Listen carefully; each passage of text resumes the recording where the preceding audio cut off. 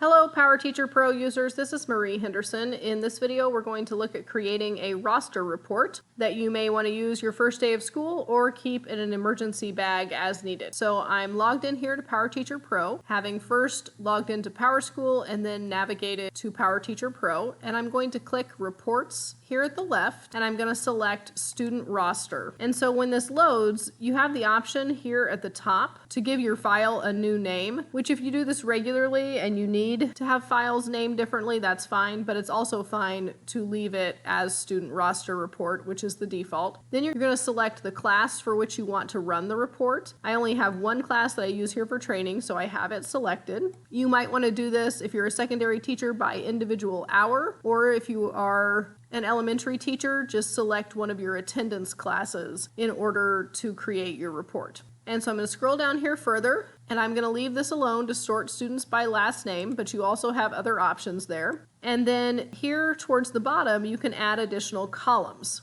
And so I'm going to add a couple of different things here. If we scroll down, you have options for adding columns specifically about the student, including their birthday or gender or grade level or their student number. But then further on down here, we have information that might be helpful in case of an emergency that you could put in your emergency backpack for your classroom. And so you can add the student's parent names and home phone number and guardian email. So I'm just going to add a few here just to show you how it works. The other thing you can do down here though is if you inadvertently add a column that you don't want to add, if you click the minus sign here at the side, you can remove that column, or if you click again the spinny wheel, then you can re-add it.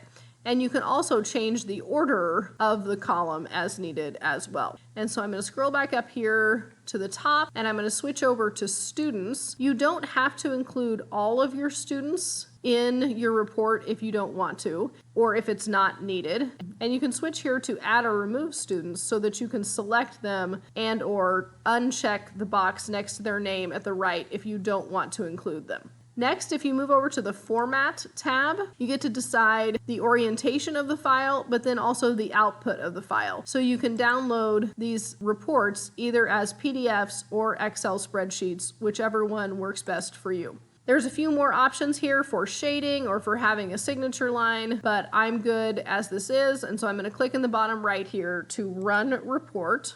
And now I can click View Reports here in the bottom right corner to access that report that I ran. And if I click on the name of the report, it will download and I can save it and print it as needed. As always, if you have questions or need further assistance, please don't hesitate to reach out. Thanks and have a great day.